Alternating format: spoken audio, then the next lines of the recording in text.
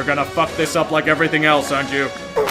Tonight, on Days of Our Steelers, the Black and Gold Brigade finds more ways to play down to their competition and distract themselves from the main prize of a Super Bowl ring. Big Ben develops another paradox after threatening to retire last season, by boasting he will play at least 5 more years. The diva Antonio Brown openly criticizes the media for not giving him any privacy and nitpicking everything, and then demands to be the center of attention by entering camp via private helicopter. Le'Veon Bell finally begins his round 2 of contract holdouts, once again rejecting a healthy salary and being behind a line for cringeworthy rap tracks and slapping asses at strip clubs. In what ways will the trauma and lack of focus on the game unfold this time? How will the team pretend that all is well as the defense unravels around them? All this and more coming this season on Days of Our Steelers. This town sold its soul for the World Series, I swear to God. This week, on Days of Our Steelers, the Le'Veon Bell saga takes a sharp twist from the expected outcome. Many on the team believed that he would be back on Labor Day, yet practice passed without a certain running back showing up. Later, the Hernandez defector Marquise Pouncey telepathically predicted that he would be at practice on Wednesday because of contact with the dead. The spiritual realm lied to him as Le'Veon was nowhere to be found. The entirety of the offensive line is rightfully angry at this revelation and proceeds to verbally assault him and his character. Meanwhile, Antonio Brown channels his inner Rodney King and wishes everyone would just get along. As the missing Bell is off rapping about how he feels worthy of payment to a Swiss bank account, the Steelers trek to their yearly holiday. A matchup against the Browns in Cleveland, a usually wonderful time featuring dominance and destroying Cleveland spirits, was marred by ineptitude. The Black and Gold Brigade played hideously down to their competition on a miserable day, with weather matching the mood of Browns fans most weeks. Thank God for James Conner and his awful haircut. In one of the most embarrassing displays of football since Monsoon Day against Miami, the Steelers committed 6 turnovers, 5 of them by Captain Fatfuck. Despite this, the Browns once again browned on a repeated basis, yet the Steelers failed to capitalize, resulting in a deeply embarrassing tie.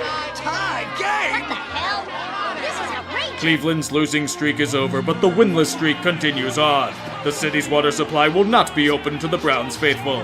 As angry Yinzers blow up the phone on local sports radio, we can safely conclude another episode of Days of Our Steelers. They're both losers! Losers! After what's... How do you lose to Blaine Gabbert? This week, on Days of Our Steelers, the diva struts his peacock feathers against the evil media. This time, an ESPN reporter penned a profile of Antonio Brown that didn't fillet him and his glory at every turn. Brown responds to this unbiased reporting the way most thick-skinned people do, by threatening physical violence against them on Twitter. Little does he know that whatever goes on the internet stays there and is forced to apologize for being caught in the act. Mike Tomlin, the great leader that he is, shits his pants and does nothing about it. Meanwhile, another week passes as Le'Veon Bell remains MIA from the team. Bell is coping with his absence by partying it up on South Beach. Truly a man with his priorities in order. As the Steelers play Kansas City at home, they chose to pay tribute to Le'Veon by not showing up until the second quarter. Despite allowing the Chiefs to go full read in 1 quarter, it's not enough. The team defense is absolutely atrocious as Pat Mahomes and the Chiefs treat them like wet cardboard. Too bad they're too busy being cocky as none of them can make a tackle. The diva, as always, makes himself the center of attention by bitching on the sidelines because he isn't getting the ball as the Steelers are humiliated once again. The remainder of the league laughs as they await another episode of Days of Our Steelers. It's a tough time to have grown up with the Steelers. Years of cock-teasing and being unable to beat New England have taken its toll. The organization is burning to the ground as the inmates are running the asylum. Everything I've been complaining about isn't just reality. It's even worse than I fathomed. The Steelers are imploding and there is only one thing I can count on. Yes, it's nothing but SeatGeek. I've been trying to enjoy nights out at the ballpark before the baseball season ended, and this app helped me to get great tickets at a bargain price. There's no drama involved. I look for games, they sort tickets from red to green on a 1 to 100 scale, I get a view from where I may be sitting, I buy the tickets securely, I scan myself into the stadium on the app. Simple, effective, hassle-free. I know it seems like I'm shilling, but I honestly wouldn't keep doing this if I didn't approve of the product. You may be skeptical, but let me help you out. Use the code word TREE in the link below and save $20 off of your first ticket purchase. I can only thank SeatGeek because this is going to be a long football year. I already have a headache. This week, on a very special episode of Days of Our Steelers, the fallout from the Chiefs game is so widespread that we had to split this segment from Sports Ball and make it into its own video. The crusade against all things discipline begins with the underachieving linebacker Bud Dupree being chirped at by a fan wondering why he keeps performing magic and disappearing on the field. Dupree unleashes his inner 12-year-old and says that he's with his girl. Little did we all know that during their hookup, the girl role-played as a quarterback and Bud couldn't get anywhere near her. Refusing to be outshined by his players after a sideline tantrum, Antonio Brown chooses to respond to his own critic in the form of a former PR representative of the Steelers. He said that he was nothing without Big Ben. He carried AB to his contract and reputation. Total blasphemy in his eyes. The living version of Narcissus chooses the high road this time and tweets to the man, "Trade me. Let's find out." As the world explodes in a sea of arrogance and short-sightedness, AB reinforces his work ethic and drive by no showing practice the very same day. Now the panic really starts setting in. Coach Tomlin once again covers his ears and refuses to comment on Brown's antics. The diva eventually returns to practice the next day, only to be given a light punishment from the team. He will not be benched for the next game, just a small spanking and a few bucks in terms of fines. What does AB do after this regard? Flip out on the media yet again. His actions are the result of those dang dirty sports pundits who scar his wonderful name. Just like Stormy Daniels, whom is caught up in her own web of controversy as she alleges an affair between her and Donald Trump. During this unholy tryst, Trump had a right hand at his side, Captain Fatfuck. He was chosen to personally escort her back to her hotel room, and maybe get some sloppy seconds as well. Daniels alleges that Ben wanted a goodnight kiss, i.e. tap that ass like an oil reserve. Stormy refused and went into her room as Big Ben awkwardly sat there and knocked on the door for a few minutes. He should have tried to evade the pocket a few times, then throw deep to an open wide receiver. Too bad he would have overthrown him by 15 yards. Thus leads to our prodigal son in this drama, Le'Veon Bell. Bell is once again away from the team for the personal sabbatical of relaxing and barely lifting a finger in Miami. The Steelers have all but thrown their hands in the air and removed him from the active roster, but that doesn't stop Le'Veon from crying poor. "Just pay me," he cries from his 5-figure jet ski. He needs to be compensated fairly. He says this as he has pissed away more money in the last few weeks than most of us will make in the next decade. This hasn't stopped Bell from his true passion in life: terrible rapping. Instead of dropping defenders with brilliant moves, he's dropping those sick beats and threw a party for his newest DP. Steelers fans cringe as most music fans cringe at his so-called music. The Steelers must have cringed too, as they are actively shopping Le'Veon for what will probably be a few terrible towels. Yes, even as Mike Tomlin sits and wonders where the fuck he went wrong, the three-ring circus has arrived in the Steel City. Steelers legend Hines Ward simply puts his hands over his face in disgust and realizes this isn't the team he retired from. Perhaps we can call it karma for their arrogance, or just years of neglecting to treat the cancer as it metastasizes into a wide-scale infection. The law will be laid down, the whips will be cracking, and the fear of God will be put into the hearts of every man in that locker room. This renaissance will begin against the hotshot Buccaneers, led by a man whom the Steelers know well in Ryan Fitzpatrick. The Steelers proceeded to remove the curtain behind the imposter and realized that this is, yes, Fitzception. The Buccaneers proceeded to walk themselves off the plank on drive after drive with a combination of self-inflicted wounds and ref balls. To try and atone for these sins, Chris Conti offered himself as sacrifice to a vengeful stiff arm courtesy of Vance McDonald. He is currently wanted for third-degree murder in Florida. Even as the Steelers were as undisciplined as they were off the field, they coasted to a strong lead by halftime. Despite the so-called cruise control, the Steelers proceeded to let the foot off the gas and turtle. The result was Tampa Bay lining up their ships next to the trauma-laden Steelers port as they nearly blow a 20-point lead. Despite all attempts from the defense to reinforce that they are indeed terrible, Pittsburgh escapes with a lucky victory. Regardless of the media narrative changing, this win proceeds to leave the Pittsburgh faithful with more questions than answers. Does this team have any sort of self-control? Can this defense even stop a light breeze? Will they be relying on Captain Fatfuck to bail them out of every situation? Or will he have to force passes to the diva so he can shut the hell up? As I fear that this season is peaking far too early, it's time to conclude another episode of Days of Our Steelers. Hope to God I never have to split this off again.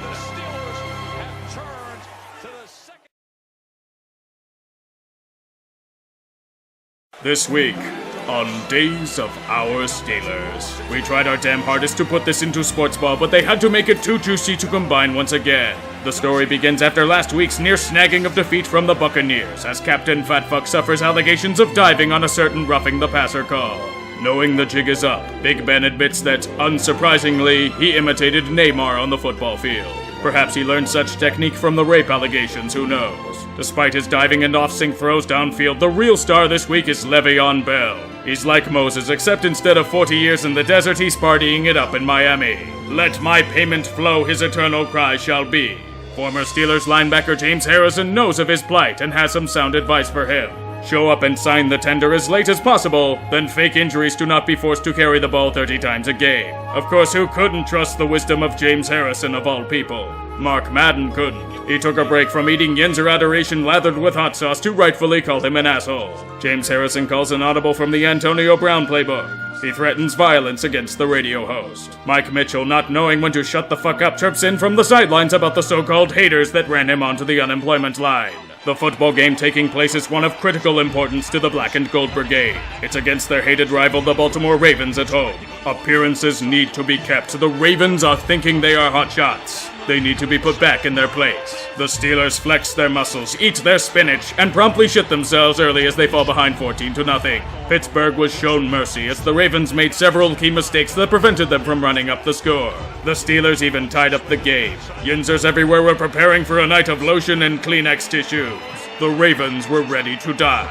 And then the offense proceeded to do nothing.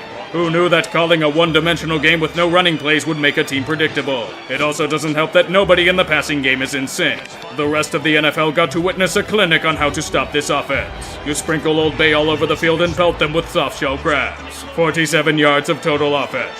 That's all that was mustered in the second half. The defense was once again reminiscent of a landfill. Shit everywhere.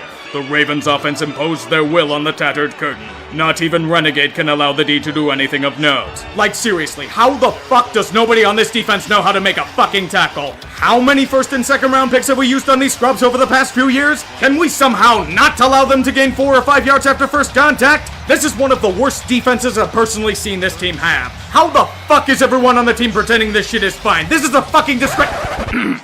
Excuse me, I slipped out of character. The final score of this affair does not tell the true story here. The game was a total embarrassment for the Steelers. Absolute domination by a once inferior division rival. Baltimore themselves weren't happy with their offensive output, as they felt they could have scored far more than what they did. This is the reality of the Steelers. Hard questions need to be pondered. Maybe the Black and Gold Brigade is just a bad team. Perhaps the window of Super Bowl contention has slammed shut. Full-blown panic has set in for the Steel City. Pittsburgh shall remain miserable and angry in everyday life for the remainder of the work week. As Le'Veon slowly licks his chops at this team's self-destruction, we conclude another episode of Days of Our Steelers. Good again to make it a 6-point. This week on Days of Our Steelers, the prodigal son makes an announcement to the hope-starved citizens of Pittsburgh. Le'Veon Bell has had enough struggling with the sunshine and relaxation in the oasis of Miami. His rap ambitions have been realized with the official release of his EP and desires to return to the football field. He has allegedly chosen his date to return. Week 7. Yes, Week 7. This also coincides with the Steelers' bye week, so it should lead to less wear and tear on his Herculean body. Even as the offensive linemen ponder why he's taking so goddamn long, there may be hope for the Black and Gold Brigade. Well, except for the Steelers' brass. Angry and vengeful at their wayward running back, they may be flirting with the idea of a 2-week roster exemption for Le'Veon, thus potentially robbing him of another 7 figures in salary. Punitive punishments are truly the Steeler way, especially for a bell cow like Le'Veon. Meanwhile, in the diva circles, Antonio Brown is frustrated with the passing attack. He compared it to a spotty Wi-Fi connection. Not like a bad provider, more like that shitty hotel Wi-Fi that is slow as hell and keeps cutting out because it's a dick.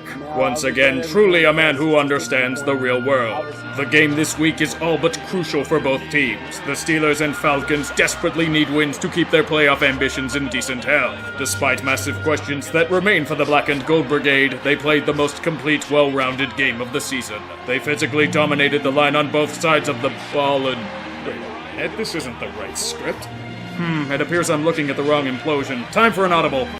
This week on General Hospital, the hopes and ambitions for the Atlanta Falcons season takes a massive turn for the worse and nearly drowns in the Three Rivers. Joining the cast in the hospital ward is their starting defensive tackle, Grady Jarrett. A devastating blow for a defense shot to pieces. In yet another embarrassing affair, the flightless Death Rats unleashed a horrific sickness upon their fanbase and shot themselves in the dick repeatedly. The autopsy to this game reveals the cause of death being, well, everything. A few unnecessary penalties, more drunken play calling by Sarkisian, the offensive line collapsing like the lungs of these Falcons, and that defense. Oh boy, that defense is something special, ain't it? The Falcons' D is a lot like a Fabergé egg. Ornate, delicate, and beautiful. And then some bastard chucked it against the wall, shattering it into a billion pieces and exposing its hollow remains. James Conner bull rushes the carcass and pisses on its ashes. By the way, have another in-game injury to Tack McKinley. Oh yes, Tack. Big Ben saw you, and you cramped up like the defense did. At least Alfred can try to help you out. Oh wait, his ass got third-degree burns by Antonio Brown. Be warmed in this failure by allowing a team with a sketchy pass rush to feast on Matty Ice all game long. The Falcons and their once hyped season are now on life support, battered and beaten by a series of painful defeats and embarrassments that make 28-3 almost look routine. In a stacked NFC South, Atlanta is the odd ones looking inward. At 1-4, the season is all but finished in name only. What will these sickening birds do to mend the tide? Will Matt Ryan and the offense find ways to bail them out? Oh right, the defense is still wrecked to shit. You're fucked. This failure to succeed with the talent at your disposal will probably cost Dan Quinn his job. Have a nice afterlife on the unemployment line. At least for one day, the drama-laden circus of the Steelers gets to flaunt and ballyhoo about going to the Super Bowl and fancy themselves beating New England. Like the Falcons' playoff hopes, General Hospital will fade to black. There's nothing like a strong victory. There's no way the Steelers can fuck this up. Are you motherfucking kidding?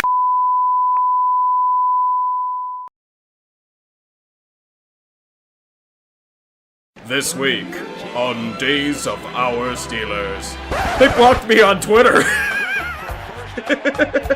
I didn't even directly tweet or message these people. They just blocked me like a pulling de Castro.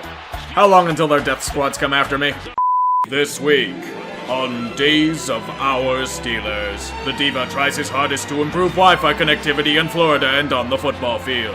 No stranger to the spotlight, Antonio Brown apparently had an off-season to remember. Not only did his likeness get plastered on the cover of Madden, its curse apparently hit him much earlier than anyone else's. Flashback to a sunny day in April. Antonio Brown is returning to his loft in Florida after more than likely strutting his peacock feathers for the loving cameras. There was something amiss though. He believes he had been robbed of valuable possessions. The prize is stolen, $80,000 and a gun. With all of that money, a safe to hold these items is deemed obsolete in Antonio's eyes. To him, this was like losing a remote, but much more sinister. Antonio has been crossed. There is only one logical explanation. He was set up by apartment security. In an impulsive fit of rage, Brown proceeds to do what most reasonable people do in this situation. Chuck furniture out the window of a 14th floor balcony. Little did he know the gods of fate were not on his side. The furniture and vases he threw for glory nearly hit a toddler and his grandfather. The poor child was a foot or two away from being directly hit, and now this boy is suffering night terrors and further trauma, anguish that no one deserves. Brown may be pleading his innocence, but he is currently being subpoenaed for 2 lawsuits. One by the landlord, and one by the father of the toddler. The suits allege that Brown was belligerent and yelling at security, further proving how much of a likable guy he is off the field. A spin on the wheel of discipline is in the realm of possibility. Head coach Mike Tomlin again chooses to cover his ears and ignore the noise around him. There is football that needs to be played, but there is one thing he needs to mention. The blatant ref ball that is hurting his team. The Bullfrog criticized officials, huffing and puffing that he was pissed at how they were ruining the game. The rules are ridiculous, he says. Unfortunately for him, one thing the NFL does not like is being called out for their bullshit. He was told a fine of $25,000 to the NFL's concussion settlement fund. In this regard, the Ginger Hammer always wins. The hammer was also used to strike a blow for the Indianapolis Colts. Battered by a ridiculous string of injuries, they are forced to settle for a new acquisition. Former Steeler Mike Mitchell. Now they will know the horrors of his piss-poor tackling form and a mouth that would make Furby seem like a mute in comparison. Mitchell does have a theory as to why he couldn't get a job. Eric Reed and his social protests during the anthem. No, Mike, it has nothing to do with the glut of veteran safeties on the market or your terrible performance. It's to do with the guy taking a fucking knee. Someone get duct tape so he can shut the fuck up for once. He can learn from Le'Veon Bell in this regard. Despite boasting that he would return on the Steelers' bye week, neither he nor his agent have made contact with the organization. It's probably going to be one of those things where he pops out of a jack-in-the-box and starts a civil war with James Conner just because. In other news, Juju Smith-Schuster gave birth to a beautiful baby boy on the football field. The beginnings of fatherhood are forming. He was last seen carrying his baby on a onesie in the Steelers' locker room. Drama aside, today's matchup is against a team that the Steelers have consistently found joy in beating. The Bungles. Winners of 6 straight against this irrelevant franchise, the Black and Gold Brigade takes the field on a misty Sunday ready to maintain the narrative. Cincinnati, however, has other plans. They are off to a hot start this season, boasting a 4-1 record, and a victory against the Steel City will go a long way to legitimizing them. As no one on either side can make a catch, the affair turns into the gritty physical affair commonplace in these matches. James Conner did more to prove that the Steelers don't really need Le'Veon to have a strong running game. He beat those defenders like he beat cancer. He says that he doesn't want to be known as the guy that beat cancer, but television wants cheap talking points and everyone wants to beat the shit out of cancer. By the way, has anyone mentioned on this broadcast that he beat cancer yet? Another glorious sight is the eternal ownage of Vontaze Burfict, who chose to try and kill Antonio Brown yet again by means of targeting. As the most beloved man of Pittsburgh, Steelers fans cheered as he was repeatedly owned by the tank known as Vance McDonald and Connor. Despite these strong performances, the terrible defense showed its ugly face as Artie Burns was torched like the Reichstag and proved his first-round pedigree. Cincinnati boasted the lead in the skirmish with a minute and change left. This is usually a bad omen for the Bungles, as they have always found unique ways to crumble, but this is a different team. The Escalooser has closed down and victory shall be drank.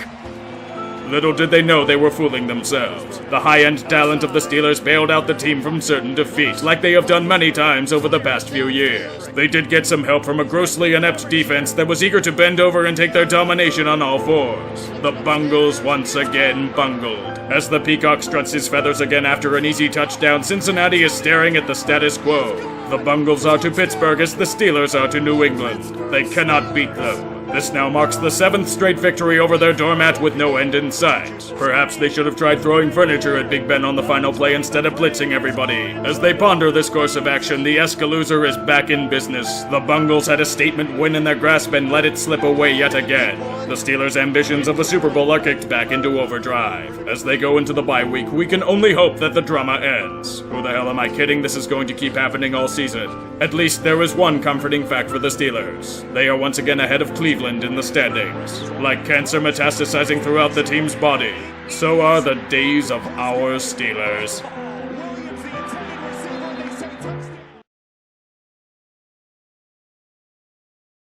This week, on Days of Our Steelers, a lesson is learned as to why you can't trust hearsay, even if it's reported by reputable news sources. Several weeks ago, the prodigal son Le'Veon Bell boasted to private sources that he would return to the Steelers' home base in Week 7 or the bye week.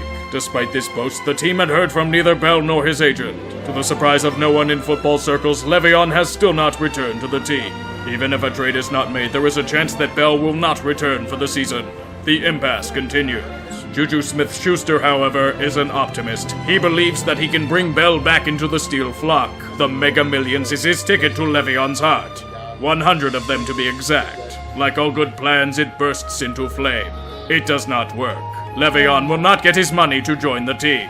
The running back was not amused. He believes everyone is trying to be Kevin Hart and get a laugh at his expense. No, sir, you just happen to do that to yourself.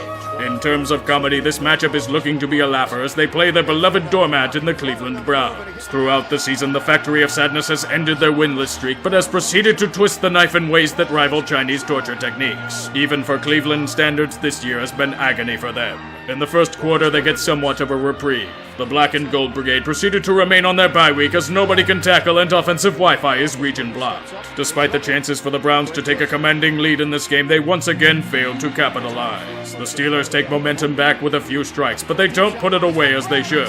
A few key fumbles, turnovers, and more idiocy on a free kick lead to the Browns staying in it. I mean, come the fuck on. This same exact scenario happened a few years ago. How do you not know a free kick isn't the same thing as a fucking punt? It's a live ball, you worthless sack!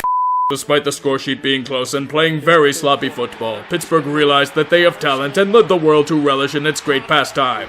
laughing at the Browns. Yes, even in a series meant to laugh at the Steelers, the eternal factory of sadness manages to take center stage.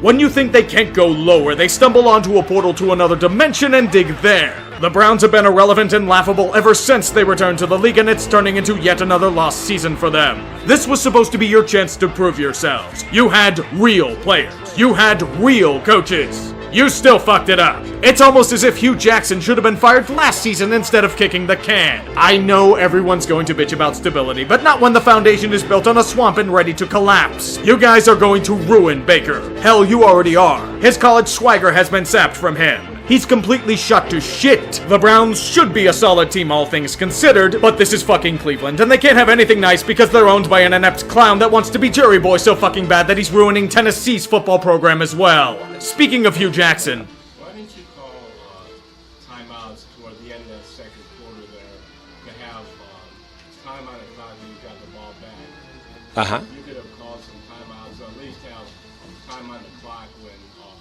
I don't even recall that situation that you're speaking to. So what? Did I hear that correctly? You didn't know you had timeouts at the end of a half? How long have you been a head coach for again? This is a mistake they don't make in Pop Warner, and you admitted your incompetence to the media. This guy is going down as one of the worst head coaches in NFL history. The dude is outmatched and has nothing but excuses for his failures. Looks like it's going to involve more firings because Cleveland is a shit show and Haslam changes philosophies like he changes pants. Would you look at that? Hugh Jackson has finally been fired. Once again, should have happened last year. I'm not congratulating you for something that should have been done over 9 months ago. It doesn't end there either. Todd Haley is also gone. That abrasive asswipe that fancies himself an offensive genius was told to fuck off as well. Eat shit, Haley. You hear that in the distance? That's called karma. Eat a healthy serving of it at Tequila Cowboy. The season is fucked and Cleveland is a joke again. The new man in charge of the helm is Greg Williams? The same Greg Williams from Bountygate. The same Greg Williams that ran the Bills into the ground at the turn of the millennium. He's a head coach again? Yep, season's done. At least their coaching search can be Lincoln Riley? Why the hell would he want to come to this shithole? And don't say Mo Baker, because that's a lazy excuse. Someone please send Jimmy Haslam to prison already. Only then will Browns fans have the potential for peace. Fucking Cleveland making themselves the center of attention again. Go sing it to Lake Erie like the Cavs are doing right now. Haslam and Dan Gilbert are birds of a feather. This is supposed to be about the Steelers. Well, they do relish in laughing at the Browns. It works.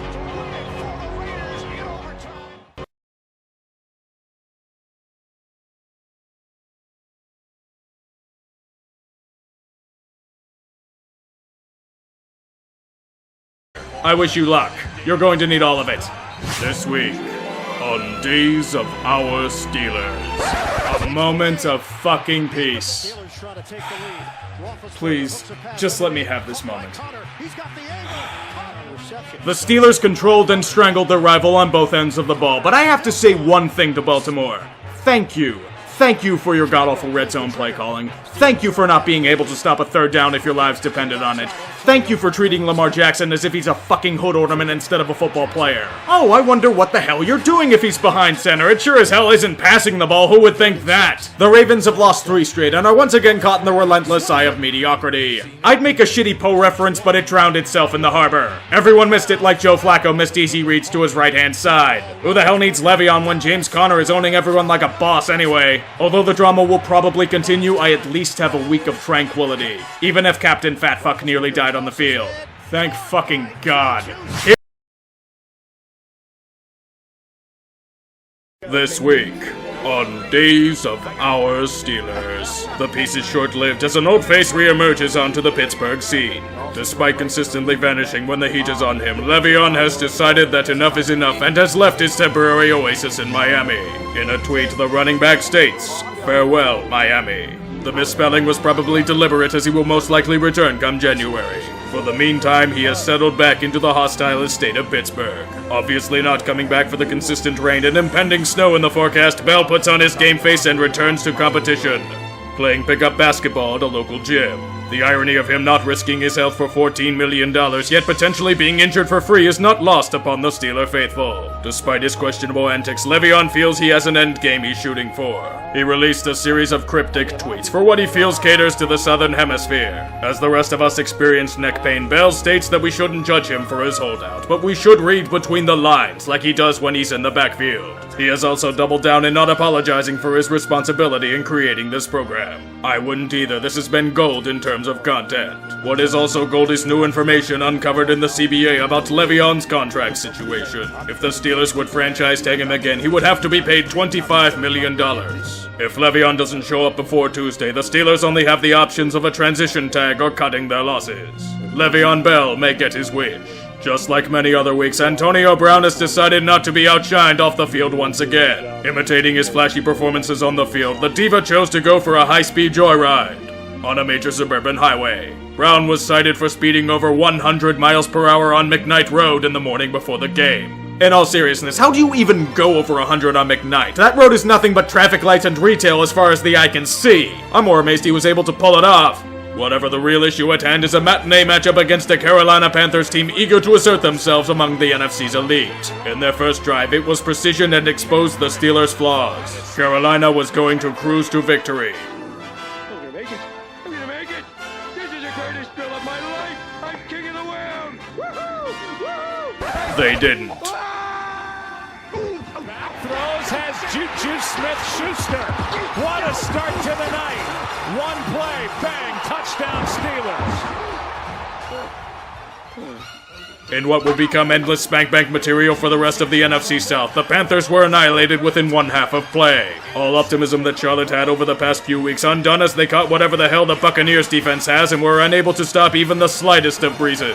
The Steelers offense was playing Madden, scoring at will and the opposing team's AI doing nothing to stop them. The Black and Gold Brigade chose to play to their potential with a glorious ass-whooping not seen since the Gulf War. The Panthers played like the Republican Guard, hyped up as this great force, and then crumbling under the might of the Steel Curtain. Up by 17, the game couldn't get much worse for Carolina. Then came the second half. The beating of Carolina's hopes and dreams and the meat of every Yinzer in a 200-mile radius continued deep into the night. The Panthers were poached and stuffed by an army of taxidermists, their ambitions of a Super Bowl taking a serious hit. The Steelers, meanwhile, sped past their opponent like AB's black Porsche.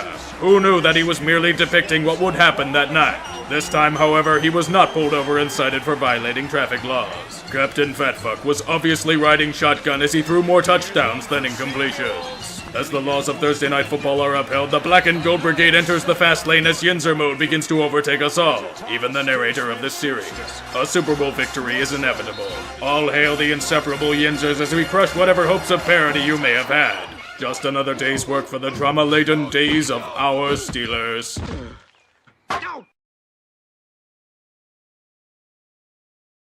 Last time on Saxonville Abbey, these young band of ruffians were led to the knackers by the tired old steeds in Indianapolis town. Chef Ramsay served up a glorious bag of manure for himself to consume. A man whom he called a substandard quarterback raised his defenses for several key plays. This is what we call karma, children. A display of abysmal play topped off by Lord Bottles handing his deadly coughing fit to one of their young wide receivers. The Jaguars' once promising season now hanging in a precarious balance between ledge and chasm. I'm Richard Schittenborough, and this is Saxonville Abbey. Funding for Saxonville Abbey is provided by the Church of Carson Wentz of Latter-Down Receivers, the Meadowlands Butt Fumble Society, Antonio Brown Street Racing and Premium Throwing Furniture, and by Aaron Rodgers Rectal Extraction Associates. Further funding for Saxonville Abbey was provided by the Corporation for Public Shitposting and by monthly financial support from sports ball viewers like you. Thank you, you weirdos. This week, on Days of Our Steelers, a message arrives from the prodigal son. Nothing. The decision regarding Le'Veon Bell's immediate future was awaited with a combination of dread and a desire to get it over with. Bell played his final card by moving back to the Steel City and competing in a spirited game of pickup basketball. Despite these moves hinting towards a return, Tuesday's deadline came and went without the running back arriving to the team's headquarters. Le'Veon Bell will not be a Steeler this season. Captain Fatfuck attempted to contact him before the deadline passed. The only response was in silence. What was once thought of as a temporary standoff has now turned into a total loss. Le'Veon has not only angered the Steelers' faithful, but those that pissed away a top draft pick on him in fantasy leagues. He has gambled on having a bad team throw a shitload of money at him in free agency. Whether it succeeds or not is to be determined. At this point, good fucking riddance. The players themselves almost feel a sigh of relief at this conclusion. The Black and Gold Brigade can now focus on what's important to them. Raiding his locker of all valuables. A team bonding and professional move if there ever was one. The Twitter terrorizer Bud Dupree imitated a true pirate and took a sleek pair of Jordans. Perhaps they can see a backfield this season, unlike Le'Veon. Some may say this is a bad look for an organization rife in drama, but this was apparently lighthearted and therapeutic for them. The team will call it a situation where boys will be boys and do nothing about it. Meanwhile, Duval, a land under siege by the forces of failure. As the sun sets and their hopes fade to black, there is no more room for error. With a fiercely challenging opponent on the horizon, it is easier said than done. Chef Ramsay has taken a thick lashing thanks to his open proclamations outside the square. Little does our Michelin star maestro understand the golden rule of shitposting. You talk shit, you get hit. Ramsay may be a star in the culinary world, but he has had a hard time accepting responsibility for his actions. The head of the Saxonville Battalion has pointed his cannons at the viewing public. The Jaguars have been betrayed. The peasantry have become fickle. They need to be put in their place. He feels that the fans are going to miss them when the Abbey becomes a vassal again. A most surefire way to bring the world to your side. The leaders of Jacksonville ponder the next course of action. Perhaps it involves a transfer of Chef Ramsay to a new estate, giving up their best defensive playmaker for reasons of a non-existent culture. These are men of nobility. The rules of the house must be maintained. in this next affair, the Black and Gold Brigade takes on a new thorn. Jacksonville. The humiliation suffered at their hands last season is not forgotten. Despite being their kryptonite, the Jaguars are deep in their own turmoil, losing their last 5 in brutal fashion. As the boys anticipate a team they had bested and soon imitated, the importance for victory is greater than ever. One more loss may all but take them out of the playoff hunt completely. The beginnings of this game lead to a familiar script, the Steelers being completely unprepared for their opponent. Would you call this playing down to their competition? I mean, Fournette is back to full strength. The Lords of Duval start out with a promising run of form, but there is a massive hitch to their plans. The offensive push is sluggish. Lord Bortles is once again imitating a professional quarterback. Despite a return of brilliance by Leonard, the 4 of nets, what should be touchdowns are only field goals. Regardless of their sheer domination on the ledger, they only boast a 9-point advantage to show for it. There is literally no other way to describe this game than sheer ugliness. Captain Fatfuck looked completely out of sync, the running game stuffed at every turn, and the defense showing holes, being unable to stop Leonard Fournette. The Steelers need to get their act together and quickly. The lingering fear of losing keeps in the mind of Saxonville's faithful. As the Jaguars continue to take penalty after penalty, the Steelers' offense plays right into the hands of the defense. Big Ben atoned for his sins as he gave them presence on a consistent basis. Roethlisberger malfunctioned as his robotic exoskeleton proceeded to glitch out. His passes missed like the courting of Stormy Daniels. At least until one big pass to the Diva to give them life. The Jaguars tried their damnedest to halt a wall despite a terrible Pittsburgh offense, but the dam eventually broke to a deep gash by Antonio Brown. Even Chef Ramsay can only stop and stare as the village is poisoned. In these terrible times, we can only rely on high-end talent to hopefully bail them out of an awful situation. The Jacksonville play calling did their best to help, proceeding to do absolutely nothing every play. Under the trusty stewardship of Lord Bortles, the Saxonville attack provided incredibly timid responses. Ridiculously predictable play calling that the Steelers saw coming like the Queen. God save her if she had to witness this abomination. The Jaguars did everything in their power to hand the Steelers an undeserved victory. The heads of Duval became complacent as they chose to let their vaunted defense try and stop the oncoming attackers over and over again. It was only a matter of time before they would manage to break through. It is only a 10-point advantage, easily surmountable. As the defense did their part by sitting around and letting Jacksonville stumble over themselves, Captain Fatfuck was reprogrammed and given a healthy dosage of painkillers. Those drugs are like spinach to Popeye. It grants him superpowers. It's almost as if the Jaguars are being run by Douglas Haig, doing the same thing expecting a different result every time. Perhaps they should have learned from Einstein. Unsurprisingly, the Steelers were able to break through their so-called impenetrable lines. The populace grows wrought with concern. The Steelers have come back into the game, but a fourth down needs to be converted. Oh my god, Connor, you've gotta catch that shit! The reinforcements managed to hold the line. Perhaps the offense can do something. Oh right, they fell to shit once again. Because it's the Jaguars and they are arrogant and feel they can do no wrong. Thank God Jacksonville doesn't have a real quarterback. As Pittsburgh prepares for another attack, there may not be enough in the tank for the defense to stop them. There wasn't. The Steelers marched down the field once again for another touchdown. All hail the Vanimal. Throughout the land, the serfdom is being sacrificed as cannon fodder to prevent their seemingly inevitable defeat. The Jaguars have to do something. The offense needs to do its job. What the fuck are you doing, Jacksonville? You've been running the same plays all quarter! Lord Bortles and the offense were proven incompetent again. Big Ben reached back and pulled out another trusty bailout from his back pocket. The writing is all but on the wall now. Pity, I figured this would be the turning point. Oh my god, Connor, you've gotta catch that shit! The battering rams are at the gate. The doors are being pushed open. They have come to slay the king. Running like an option, gonna keep it, dives! Did he break it? Yes, he did! They won? What? The collapse is complete. How the fuck did they win? The Jags should have beaten our asses handily. The Lords of Duval have turned out to be frauds. I have never seen a team as incompetent as Jacksonville was. Their stronghold conquered by a team they had dominated all day. 4 straight 3-and-outs, over 100 yards in penalties? It's not even an effort thing, the Steelers barely had to fucking try. Complete and utter humiliation.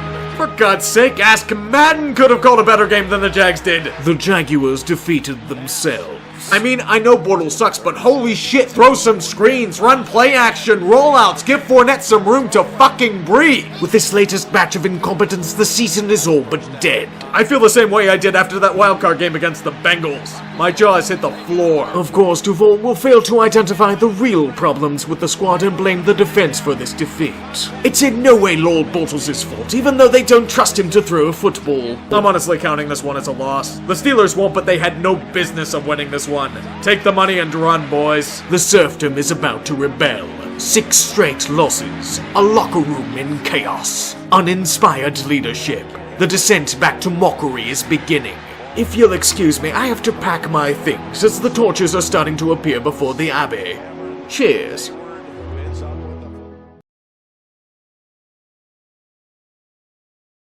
This week on Days of Our Steelers, an escape from Jacksonville with a stunningly undeserved victory as they hopefully don't look a gift horse in the mouth. On the drama front, there was next to nothing.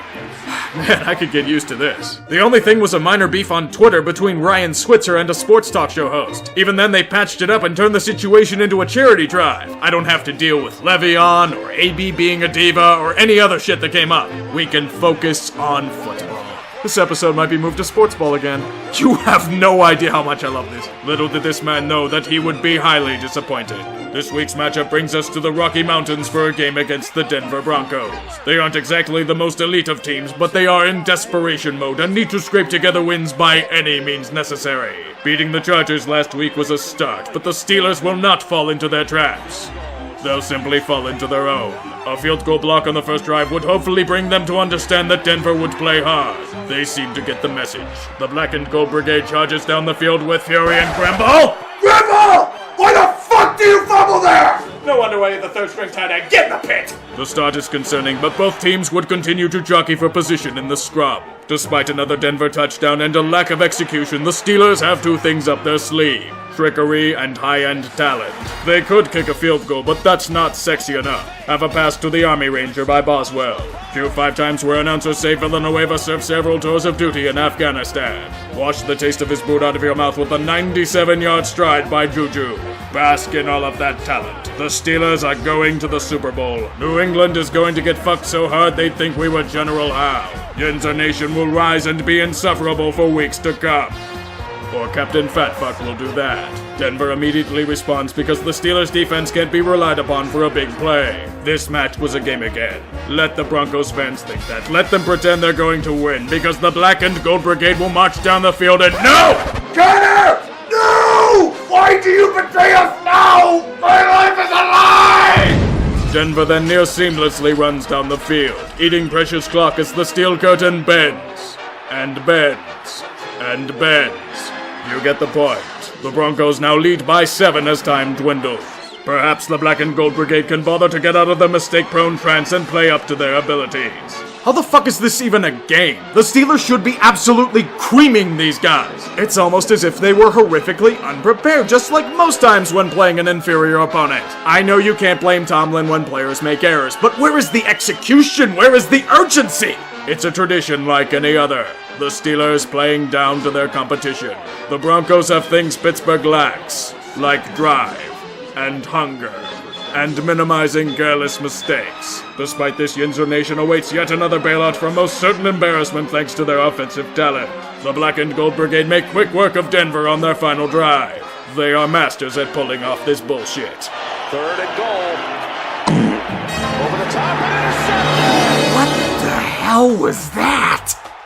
Let me try and comprehend what I just witnessed. Fat fuck takes the ball, motions to hand it off, and then rips it from Connor when he has money in these situations while throwing to fucking nothing. Who is that even to? If it was a B, it was a horrific underthrow. Where the hell have I seen something close to this? Fakes the spike, still has it, now fires, and it's intercepted! Oh my god, it's like these guys have learned nothing. I am incredibly shocked to find this out. The Steelers left 17 to 24 points on the damn board because they couldn't stop fucking up. I had equipped for this, but I fumbled it. Ha. Denver may have gotten kinda lucky, but they played hard and they played to win. In my mind, the better team won. They made Vance Joseph look decent. Vance Joseph! How the fuck do you do that? I'd say I'm surprised, but I'm not. I'd be more shocked if they weren't playing down to teams. Like the team bringing the Broncos back in the playoff hunt, so are the days of our Steelers. Fucking hell, can these guys not force me to separate this shit for once? This week, on Days of Our Steelers, Captain Fatfuck goes on the offensive, and it's not on the football field. After an embarrassing loss to the Broncos where the Black and Gold Brigade fumbled most opportunities, scapegoats needed to be made. As the self-proclaimed elder statesman on the team, Captain Fatfuck chooses to take the initiative. His first target, the rookie wide receiver. He has failed this team far too many times. James Washington didn't come down with the crucial pass after he dove for it and the ball dropped from under him. He didn't just throw James off the bus, he threw him off a ledge on his radio show. It isn't his fault that he slightly overthrew his target at all. It's the receiver who didn't make him look good. Captain Fatfuck, leader of men. His next target is another wide receiver, a much bigger name, the Diva. On the final play of the game, in which Ben had the entire world wondering if he had lost brain cells, he claims AB was at fault. He says he ran a bad route, resulting in the interception. Yes, we have to ignore the poor read and underthrow by Big Ben for this to in any way make sense. This is also the fault of his offensive coordinator for calling bad plays. It's not like he can try for different reads if his first option is covered. Once again, it is not his fault for his mistakes. Make his teammates take the fall. Captain Fatfuck, leader of men. While some may take offense to the way Roethlisberger went about chastising his teammates for things that aren't completely their fault, the quarterback feels that he is in the right with his public roastings. He feels that he has earned the right to criticize his teammates, citing his pedigree and Super Bowl rings. These accomplishments make him entitled to do things that would be frowned upon in most circles while refusing to accept blame for his involvement. Criticism for thee, but not for me. Captain Fatfuck, leader of men! Despite these public lashings, the Diva is okay with it. He's a big boy and understands his quarterback. Just get him the ball and everything would be fine. The Steelers would be looking to rebound after a self-destructive performance with a matchup against another AFC West opponent in the Chargers. On home soil in prime time when they are celebrating several Super Bowl anniversaries, the planets were aligned for an awe-inspiring victory. Seeking revenge and an easy target, they went right to work. They started kicking the Chargers' ass so hard that they were nearly booted back to San Diego. Dominating displays of courage, athleticism, and crushing any sort of spirit a team with no real home games may encounter. Even the defense is... Isn't that a false start? Come on, you inept fuckwads. How awful do you have to be to not notice that sort of jump? Fucking hell, Ravens and Patriots fans would say that was a false start. What a joke. Steeler Nation would rally them on, though. They need to make their alumni proud. Look at how Ben overthrows his receiver yet again. Justin Hunter should have been faster and taller, not the QB's fault. Making up for that faux pas, Captain Fatfuck leads his mates to another interception. This was also obviously the receiver's fault for Ben painfully underthrowing that pass. It doesn't matter though, since the Steelers went right back to having a strong Wi-Fi connection and pissed on the ashes of an often mocked franchise. The Yinzers have come out of hiding. The parade has been renewed. I repeat, the Super Bowl parade is back on. The Black and Gold Brigade take a decisive 16-point lead at halftime with a chance to rip their throats out. This will be the statement victory they need. They will have the ball at halftime as they do nothing with it. Fortunately, the Charger offense has done nothing against the Steel Curtain all game. The running game is stuffed, the passing lanes are blocked, and Phillip Rivers is taking such a beating that he may have a 10th child on the field. An easy interception. That's funny. I could have sworn we cut Mike Mitchell in the spring. That was an easy fucking interception, yet one of our high draft picks comes in with the hit stick and kills our best corner. Now we have to deal with Artie Burns sucking dicks again. Fucking lovely. With the Chargers suddenly back in the game, the offense goes flat. Perhaps it's an issue with Captain Fatfuck being too cozy with the O coordinator. They are far too busy trying to pass the ball instead of establishing a ground game. With one of the best run-blocking offensive lines in football, any defensive coordinator with their salt will adjust. To the Steelers, what is adjusting? Do the same things over and over again, expecting high-end talent to win the day. Inside the 20, the 10, all the way for the touchdown. Little did we know it would be the Chargers taking the initiative. With another 2-point conversion, the game was tied. The Steelers blew a golden opportunity in front of their home crowd. Suddenly, the parade plans were being cancelled. Fans were openly fighting with one another in the stands. Everyone is at each other's throats. You are not a real fan, they scream to one another as they offer sacrifices to the football gods. One of the 8 Charger fans in attendance should do the trick. The Steelers need this win to keep up with the big boys in the conference. Pittsburgh's offense has gone flat while their defense suddenly couldn't stop a tumbleweed. As the rest of us wonder who the hell Justin Jackson is, the mercenary squad known as the Chargers have taken the lead. This is absolutely fucking embarrassing. I was hoping for a nice, easy game with no drama and a realization that I may be wrong, but no, they had to choke it. And yes, they did choke it. The Steelers had them by the fucking throat. They could have crushed them to bits, yet they allowed them back in it. Look at them now. Scoring a touchdown to tie the game. Now all the defense has to do is make a stop with 4 minutes left. To no one's surprise, they can't accomplish this goal. Slowly chipping away at the field, the Steeler faithful panics at what could be their fate. Their overconfidence would be shattered. Pants shitting increases 20-fold as they reach field goal range. It will take a miracle for this to continue. Yes, they still suck! Fuck you, Spanos, you kickers! Ah! God damn it, Hayden, I thought you were one of the good guys! Now they can kick again! That was so goddamn obvious, it's like they're deliberately trying to cheese the system. Just take them to the goal line at this rate, good God. And of course, they make it. I'm more amazed at Artie Burns. The dude was so offsides he missed the kick. You can't cover a geriatric tight end yet blaze past the holder? God, you fucking suck. All I wanted to do was just laugh at the Chargers and Spanos for roughly the 73rd time, but nope, you guys had to fuck it all up. The Steelers had a statement win in the palm of their hands and they let it slip away. I know everyone's going to blame the refs or the long snapper or the Patriots or the wind blowing in from the river, but here's reality. Great teams finish off their prey no matter the circumstances. A 16-point lead with the ball at half should have been game over. They fucking blew it. It's not hard to admit. At the end of the day, that uncalled false start doesn't matter. The refs didn't cause Sean Mitchell to level a guy with an easy interception. The refs didn't cause the defense to fail miserably to make any kind of stop. The refs didn't stop the Steelers' offense from making any kind of progress in the second half. The refs didn't force the Steelers to cover the best wide receiver on the other team with fucking linebackers all game. Jesus, even Shazier wouldn't have been able to cover Keenan Allen. How the hell do you expect John Bostic to? I'm not pissed that they lost, I'm pissed at the way they lost. Did you see what the Chargers did, Tomlin? It's called adjusting to your game plan. You got horribly outcoached by a second-year guy missing his best running back, defensive tackle, and middle linebacker. And you know they aren't going to learn a damn thing from this. They're just going to blame the refs for their loss and call it a day. But while you do that, not only is a first-round bye all but out of the question, guess who snuck behind you again? Baltimore.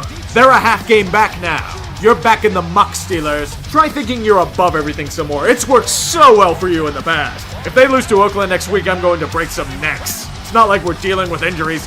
Oh boy, now we're starting a converted tight end at running back. Fucking wonderful.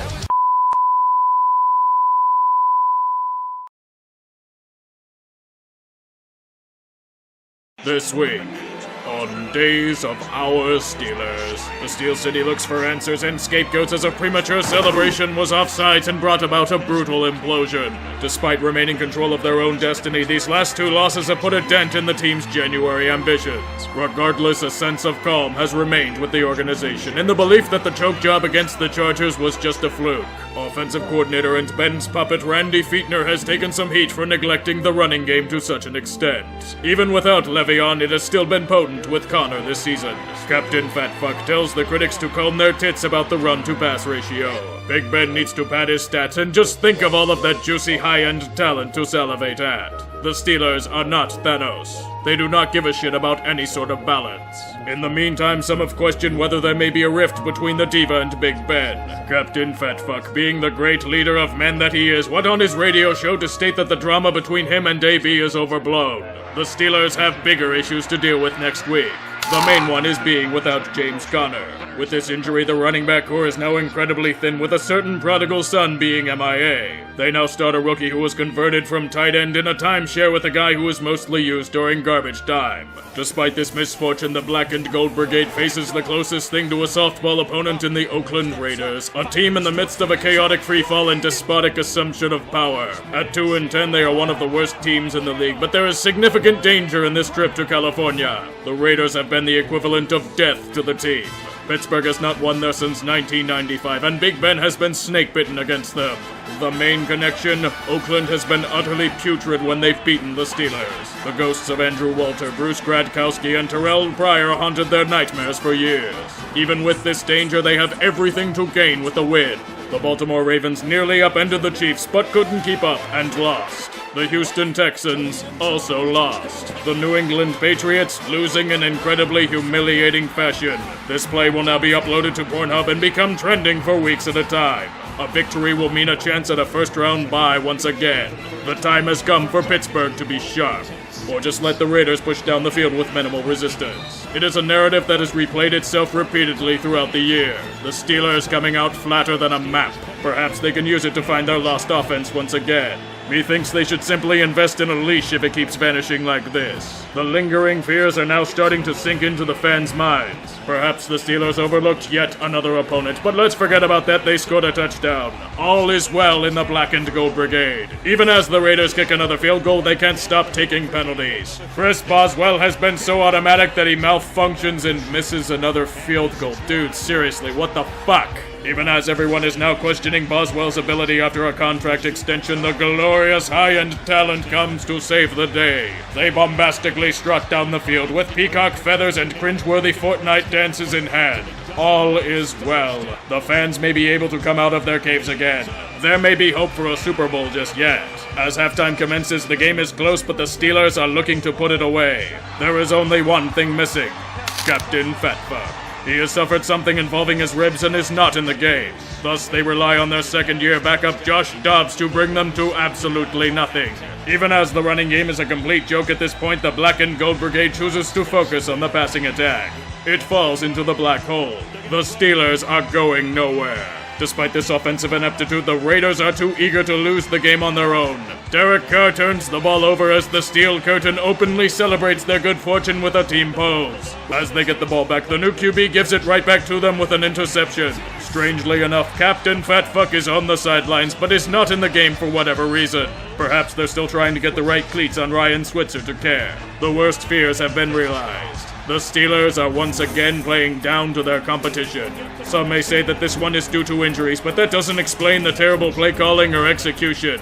Aren't you guys just so proud? Look at this fucking defense bend. Look at them give up insatiable yardage to a team with rookie tackles, faded skill players, and the shattered dreams of what was once a quarterback. They burned 8 fucking minutes on a touchdown drive. You couldn't stop this fucking outfit, are you shitting me? Oh, so now we see Captain Fat Fuck come into the game. When everything is falling to shit so talent can bail us out again. They do. Beautiful talent as far as the eye can see. Even the defense is doing fucking nothing. They're straight up putting a boot up their asses. You're seriously trying to tell me that this team was prepared? They haven't learned a fucking thing. I don't think Oakland's going to win, but Jesus, fuck, this is horrible. By the way, can someone please explain to me how Mike Tomlin still can't manage a game clock? Jesus Christ, it's going to happen. The Steelers losing a football game to a glorified college team. Did they not realize that the Raiders weren't just going to fucking lie down and die? But wait, here comes the high-end talent. Here I come to save the day. It's going to mask all of their worthless failure in this game, and everyone's going to ignore the glaring issues. Just pull off the bullshit already. Good hold. And the kick is blocked. And the Raiders have beaten the Steelers. Are you fucking kidding me? All that flash and trickery to lose like that? What the hell happened to Boswell? The dude was fucking automatic last year and now he's treating the field like a water slide. Are you sure it wasn't just Switzer with the cleat fuck up? Fucking hell, this team is a joke.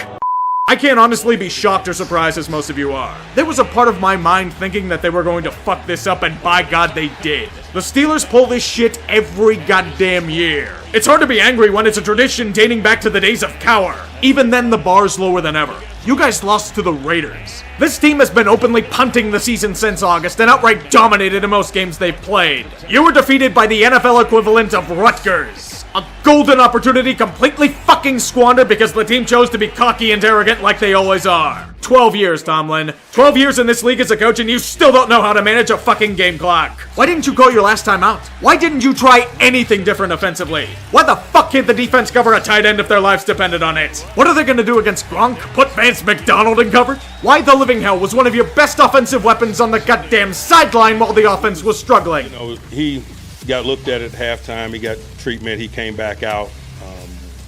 We were waiting to see if he was going to be able to come back in. He was. Probably could have come in a series or so sooner, but we were in the rhythm and flow of the game. Okay, Tomlin, I'm going to pretend that I did not hear that because I could have sworn you just indicted yourself for utter incompetence. So please, let me clear my ears. Explain yourself, Mike. Probably could have come in a series or so sooner, but we were in the rhythm and flow of the game. You have got to be fucking shitting me. What the fuck kind of reasoning is that? Rhythm and flow? What goddamn flow? I saw a lot of terrible and dog shit if you could call that a flow. That offense had about as much rhythm as a Yinzer after 15 IC lights. This shit is grounds for being fired. I expect this sort of ineptitude from Hugh Jackson, that's how bad this looks. Look at this guy firing off every cliche in the book about fundamentals and the standard being the standard and not living in our fears because we're going to jump off this ledge into a pile of spikes. This shit all adds up. The overconfidence in your schemes, the way the players are acting, the way everyone dismissed Oakland as inferior on the team. You looked past your opponent again, didn't you?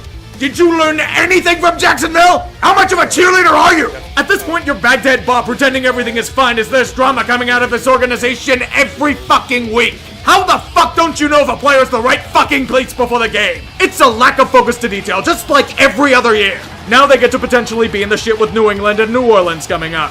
High-end talent can't bail you out forever, Mike. Just ask the other Mike from Green Bay how piggybacking off Aaron Rodgers worked out for him. You better be thankful that the Steelers don't fire coaches or else you'd be out on your ass soon. This team fucking sucks. A fucking X-ray machine? That's your fucking excuse?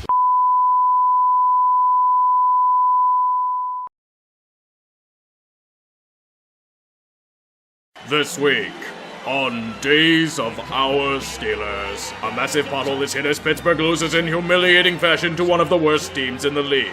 When Big Ben was injured in the game against Oakland last week, there were many wondering why he was on the sidelines but not playing. According to the Steel Bullet Bureau, the answer lies in the X-ray machine. It was apparently outdated equipment, which led to an inconclusive analysis. The incompetent piece of machinery was sent to a gulag to spend its last days performing grueling physical labor. This excuse does not save the Black and Gold Brigade from the wrath of alumni, however. There is a former Steeler that has had enough. Rocky Blyer, one of the more beloved players in team history, went off on a Heinz Field rant in a Facebook video. He is tired of all the bullshit. He wants to see results from this underachieving squad. He states that Boswell should be cut for his failings, Keith Butler be fired for incompetence, and, perhaps, an end to the Tomlin era. It wouldn't be a surprise if he doesn't receive a Christmas card from them as a repercussion. Also, word of advice, prepare to be blocked by the Steelers on Twitter. Remember, real Steelers fans don't complain about their current situation. Even as the Steelers have squandered opportunity after opportunity these past few weeks, Captain Fatfucker shows us all there is no panic in the locker room. This is stated as there are tryouts for the kicking position after Boswell's sudden case of missing uprights. Some of the people brought in to try out are Kai Forbath and Matt McCrane. Obviously household names to keep an eye on. Despite this competition, no change is made. Although as a result, they bring in former kicker Sean Sweezum to reinvigorate Boswell and restore his confidence. This week's contest is now must-win for the Black and Gold Brigade. Not only is the division lead at stake, they face a hated rival that has usually bested them, New England. The salt from last year's defeat still lingers in the mouths of every fan throughout the world. A victory grabbed from the Steelers at the last moment thanks to nobody knowing what a catch is. To add more salt to the wound, Jesse James's overturned reception would be considered as a catch under the new rules. The fake spike, we will not mention that failure, discussing it as a criminal offense in Allegheny County. New preparations are being made. The Steelers have brought in an expert Patriot whisperer to aid them, a former linebackers coach for the New York Giants who have experience in beating New England. This is Pittsburgh's version of the Super Bowl.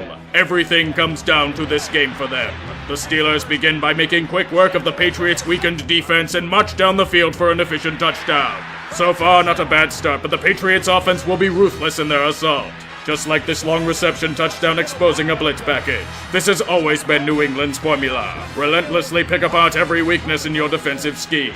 Tom Brady has made a living feasting on soft zone defenses in the NFL. Although fate seemed inevitable at this point, the New England Patriots weren't like their usual selves. They were inefficient. They were taking a lot of offensive penalties. Okay, what's the catch? Are they trying to get us to put our guard down or something? No need. The Steelers go down the field on their suspect defense again and score another touchdown. After this stroke of fortune for the Black and Gold Brigade, the whole affair transforms into a total shitfest. Both teams playing incredibly sloppy football that is unlike previous matchups. It's a very strange sight. Tom Brady moving around the pocket like a rickety old jalopy, and Rob Gronkowski turning into the geriatric Hulk with joint pain. These are not the Patriots of old. It's almost as if the Steelers may have a chance this time. You seriously believe that? The Steelers winning against New England? Come on, we all know some bullshit is going to happen and they escape with a W. It happens every time. Just wait until the second half. The Patriots are going to put this away. For now, it's more of the same. New England failing to gain any traction on offense with drops and poor blocking aplenty. Meanwhile, the Steelers are pushing down the field. They can get more insurance against their foe, and piss it away and force them to rely on Boswell. Fucking hell, Boswell! Your job is to kick the fucking ball through the goddamn uprights! How are you pissing it? The Patriots respond quickly to this botched field goal with a successful one of their own. Pittsburgh looks to return the favor, but Captain Fatfuck serves up another tasty treat for their defense. We have seen this script before. New England slowly chipping away at the defense and turning this into an uncomfortable situation. Even 3 points here would... Did Tom Brady just throw that pass? In what sense was it a good idea for him to just chuck the ball out there like that? Can they? No, I can't be foolish. We already know the final result. The Black and Gold Brigade proceeds to not be pretty on the next drive, but they do just enough to keep the ball moving and burn precious clock for the pretty boy from Boston. Who knew that a weak defense that can't stop the run is getting smoked by Jalen Samuels? I bet that Le'Veon would not like this game on Instagram like last week's affair. Despite the push, they must rely on the new whipping boy of the Steelers, Chris Boswell. Did Chris Boswell just make a field goal? Do my eyes deceive me? Did a kick from Boswell somehow go through the uprights? Do I dare believe? Or will they break my heart again? Wait, hold on. Yes, they will, because this is New England and they'll pull a victory out of their ass like last year. Just you watch. They'll keep missing passes. Give him time, and again. I feel like I'm dreaming. First down yardage at the 6. Here's Brady down the middle, and it's knocked down, incomplete. Oh my God. They beat New England. They beat New England. They beat the Patriots. Holy shit, they did it. They beat New England. They beat New England. They did it. They fucking beat New England.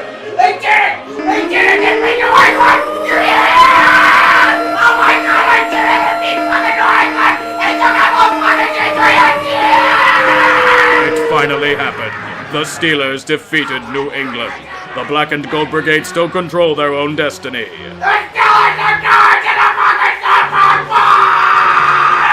Despite this cathartic victory, it states more about the Patriots than it does about Pittsburgh. New England is significantly weaker than in seasons past. They cannot play on the road. Their offensive line, in particular, sloppy and undisciplined. The dragon may be slain, but there are far steeper mountains to climb. There are many questions that still need to be answered about the Black and Gold Brigade. They have staved off irrelevance for now, but they will face a greater challenge in New Orleans next week. This will be the true test. Even though the season is incomplete, at least for a moment, the Yinzer faithful can hold their heads high again. They have finally beaten New England.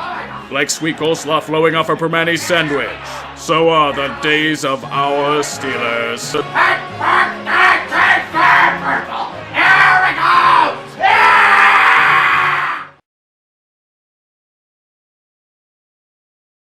Throughout this video, you may notice that there are live shots of this game in all of its cell phone captured glory. This personalized live action footage was brought about thanks to the fine folks at SeatGeek. As an effort to bring a new perspective to the experience, the company brought about this random Yinzer to experience the wonders of Bourbon Street. Taking in such a game in a hostile environment for the sake of this program is something that I cannot resist. For this opportunity, they cannot be thanked enough. And for further goodies, use the code word TREE in the link below to save $20 off of your first purchase. For now, we begin our feature presentation. This week, on Days of Our Steelers, an exorcism of demons leads to their greatest test yet. Despite the win against their old foe in New England, the Black and Gold Brigade has no time to celebrate. There are greater battles to fight in the name of Lombardi. An NFL insider stated on a public forum that Captain Fatfuck suffered cracked ribs in the defeat against Oakland. As a great leader of men, he dismisses these allegations as fake news. A man of Ian Rappaport's stature is to be questioned, regardless of sources feeding him this information.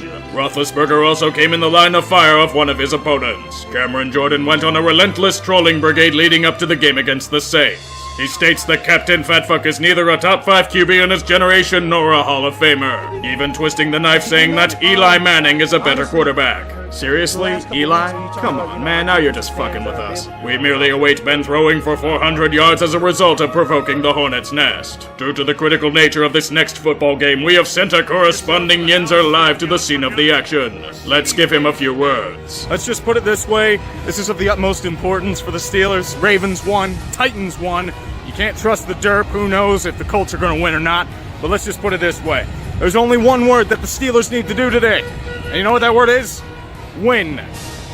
It's gonna be a goddamn battle. For the record, yes, Indianapolis also succeeded in coming back against the Derp. As all three teams the Steelers are competing with for the postseason won, this game has now become must-win.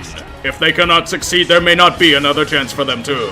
Pittsburgh is entering hell, a raucous environment where the only sounds are fans hungry for the blood of their enemies. New Orleans seeks home field advantage in the NFC with this game. With Yinzer Vision on hand to witness the carnage, the battles will be fierce and tightly contested. This requires less cheesy deep voice and more of a serious tone. This matchup of talents begins in fury with deep shots and blows traded alike. Thank Sean Davis for not headhunting his own interception and giving life to the team. As Boswell proceeds to make another field goal, the battle continues with some of the most heinous fucking ref ball I've ever seen. How in God's name is that pass interference? And on a 4th and 1? You trying to make the Yinzers justified in their bitching? I think we can call that ref ball. My point exactly. Now New Orleans can just waltz into the end zone. They don't need any more help. The Steelers are already beating themselves with regularity. Despite Boswell making another field goal, the Saints once again march in for another 7 points. The Black and Gold Brigade needs to buckle down immediately. They answer the call. The Steelers may be masters at playing down to their competition, but they also have the uncanny ability of playing up to great challenges as well. It's one of the more frustrating aspects of this team over the past 15 years. As Captain Fatfuck needs to make Cam Jordan eat shit, he strikes daggers to AB and Juju. The Saints' Achilles heel is exposed. They cannot stop the Steelers' high-end passing attack. Eli Apple is still as shit as he was with the Giants. A touchdown is scored, and a 2-point conversion brings this game back to a deadlock. Even as the Saints storm back for a field goal before halftime, there is hope in Yinzerland. Give you a little update, 17-14 Saints. I mean, that's how I figured exactly what it would be. Steelers are really close, very tight game, a lot of competition. I mean, I'm nervous as hell. Not gonna lie, the inner Yinzer in me is not doing too hot, but I mean, it's a great game of football. Well, except for the horrible pass interference. Thanks, ref. The Steelers can do this. They are playing with a fire and heart worthy of champions. This thinking is halted as the Bayou Fever storms throughout Bourbon Street with hand grenades and hurricanes in hand. They shred the defense with efficiency. The only way to keep up with this kind of outfit is through high-octane aggressiveness. Think of an 80-yard drive with no signs of stopping this runaway train. Even the defense is making Drew Brees' life a living hell. The Steelers can smell their fear. Captain Fatfuck is throwing dimes as Pittsburgh takes the lead, not to mention another 3 and out. The Black and Gold Brigade is doing the unthinkable, marching the Saints out of their own building. Literally nothing they do can stop them. It's Ridley. Nowhere. Pittsburgh does that well enough on their own. A chance to solidify the lead and you give the ball to fucking Ridley. What sense does that make? Now New Orleans can get back into this shit. This is 50 on the nose. Holy shit, the special teams did a thing. Yes! That's it! That's fucking it, baby! Let's go! Every Yinzer and fleur-de-lis donner alike is clenching their anuses at what could be their team's fate. As New Orleans finally slows down the offensive train, they punt the ball back. NFC Championship game. Oh, they run the fake! The fake is short! Or they trust the fullback to get 5 yards. And decided to imitate the Titans. I agree with the idea of a fake, I just didn't like the execution. Why not throw out your best weapons when they haven't been able to stop them? Now the Saints have the pigskin in prime territory. The defense does its job to force a 4th down. Do it, Steelers. Make this Yinzer heart kindle with flame. And of course, the Steelers get in their own way yet again.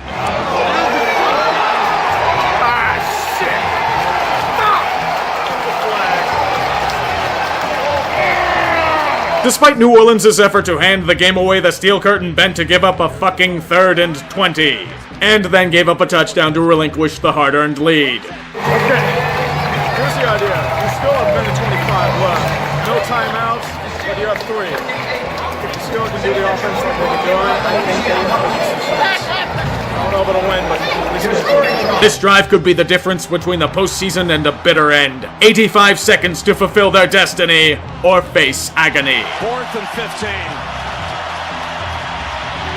Here I come to save the day. You know, AB may be a metastasizing cancer growing by the day, but holy shit can he catch a football. High-end talent is going to be the key for this win. The Steelers will push onward towards their glorious fate.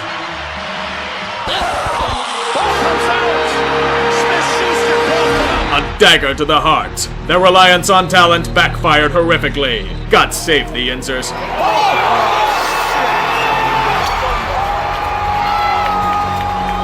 A great battle and teasing of a stunning victory only brought about horrible, agonizing pain.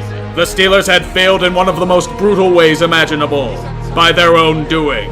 The Saints secure the number 1 seed in the NFC as they have another statement win to their season. As for Pittsburgh, lamentation. The Black and Gold Brigade has failed in their quest for victory. It's nothing against the team, they played with heart, hunger, and intensity. The Steelers played a solid game. Unfortunately, solid isn't good enough in the Superdome. It required perfection. They weren't. As they have shot themselves repeatedly, Pittsburgh now stares death in the face. They no longer control their own destiny. Baltimore now holds serve in the AFC North, and the Colts and Titans fight each other for the 6th seed. Some may argue that ref ball was the major factor in this loss, but the team still had plenty of chances to put this game away. They were unsuccessful in their efforts by means of questionable play calling and New Orleans' own abilities. The better team won this game. There should be no shame, but it's a potential death blow to the season. Do you know what would have eased the sting of this loss? Not losing to the fucking Raiders. Or pissing away countless opportunities against the Broncos. Or blowing a 16-point lead against a Chargers team dead to rights. Any of those reversed and you wouldn't have to rely on pulling off the near impossible. This season is Rosie Nick celebrating a 1st down. When they aren't anywhere near it. The Steelers have no one to blame but themselves for this predicament. As for Week 17, the Yinzer faithful must sleep with an enemy to slay a greater one. They must become Browns fans. Cleveland is, ironically, the only hope for a Steeler entry into the great grind of January. That's also not considering their opponent in the Bengals. They may be beaten into the mud, but as Oakland can attest, you can never take any team lightly. Especially with this much on the line. As the fears of the Three Rivers meet in hell, so are the days of our Steelers. Ball comes out! Smith-Schuster coughed it up.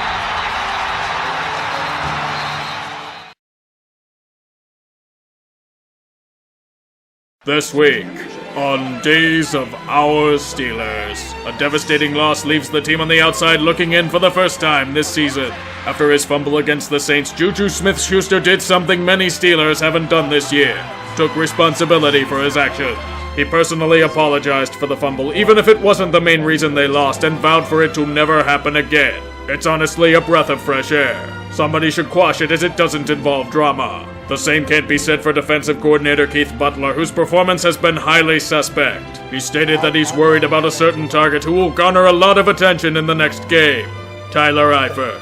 For the record, Tyler Eifert has a broken ankle and cannot physically run at this time. Sadly, he's probably right. They couldn't cover a geriatric in Antonio Gates, so they'll need at least 3 linebackers on him at all times.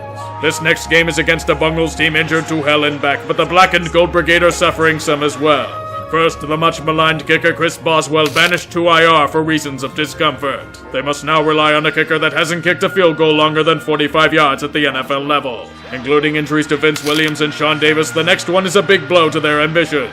The Diva. He hadn't practiced all week due to knee issues and will be unable to play in this crucial game.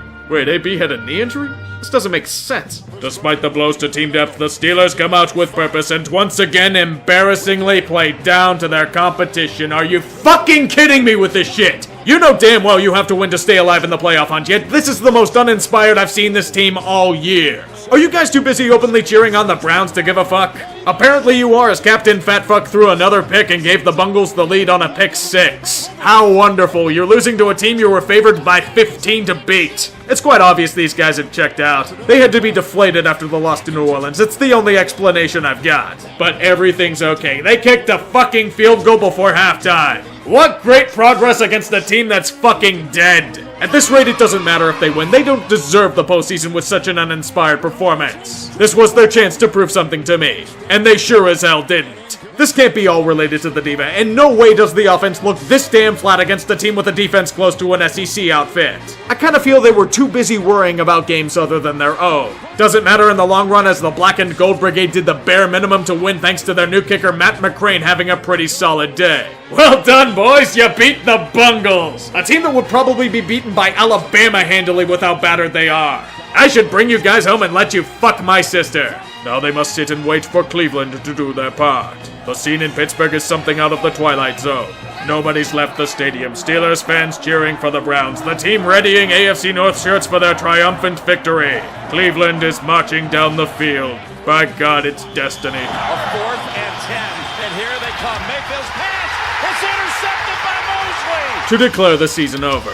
Do you hear that? That's the sound of a collapse in slow motion. I knew this team had severe flaws, but never in my wildest dreams did I think they would miss the playoffs. Honestly, it's completely fucking deserved. The way the Steelers went about this season was nauseating at best and malignant at its worst. Days of Our Steelers? Does that sound like a healthy organization to you? The fact that I got fresh material every fucking week for this goddamn show is a testament to the year. Self-inflicted ineptitude.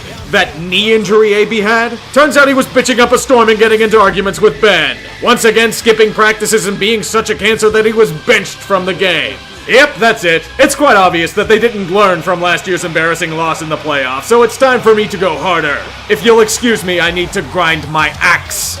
Captain Fatfuck, the glorious leader of men. If you couldn't tell, I despise this man. It's a shame that a quarterback of that ability is such an unlikable piece of shit that the world wants nothing more than to see him fail. This is far from an old grudge or vendetta about his past for one simple reason. He hasn't changed one fucking bit. He's still the petty, self-serving asswipe that he was when he was one of the more infamous people in the North Hills bar scene. Look at the way he criticizes others publicly for shit that's partially his own goddamn fault, failing to take any sort of responsibility for his actions. It's the thing that I can't stand about him, the one thing that grinds me to my very core. It's always about you. It's the reason why the offensive coordinator got replaced with your puppet. It's why the Steelers do nothing but throw the goddamn ball. It's why nobody will admit the reality that Captain Fatfuck is becoming more of a liability to the team with his antics and boneheaded turnovers. You're not a goddamn leader. Get the fuck out of here with that bullshit. Now we get to deal with more limbo as you play Brett Favre and bitch about rookies they may draft. I'd wish something bad would happen, but I won't. The CTE will take you down by the time you're 60. Let me share with you a fun fact about Le'Veon Bell. When he was selected by the Steelers, Bell was considered to be a character pick. Somebody really fucked up with that assessment. In what way is Bell showing character? All of those cringe-inducing rap tracks? No showing practice before a playoff game? Liking Steelers losses on Instagram? Whining like a little bitch because he was going to make more than most of us will make in our entire lives? Way to piss away $14.5 million, Le'Veon. I sincerely, in my heart of hearts, hope this stunt you pulled blows up in your face spectacularly. Who's going to want a dispassionate fuck who cares more for jet skis in Miami and slapping asses at strip clubs than the team he plays for? You're a petulant fucking child. You're a goddamn headache that had the stats you had because you were behind one of the best O-lines in football. And then you got an insatiable ego and decided to bitch out because of a non-existent market for your services. Don't worry, Bell, somebody's going to pay you for the brand. And they're going to immediately regret it.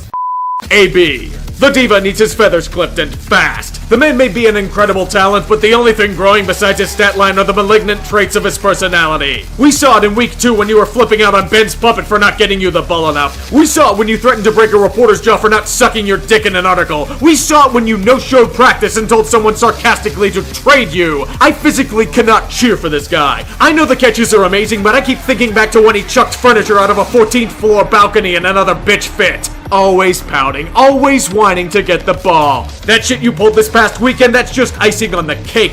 This fucker is so egotistical that Narcissus is shaking his head in disgust. This man has become toxic and the Steelers have chosen to swim in it. You want a Madden curse? Here it is. Endless stats but nothing that really matters. Whining can't get you rings. Divas rarely win them and AB is running straight towards it. Thanks for vindicating my claims. For a year and a half.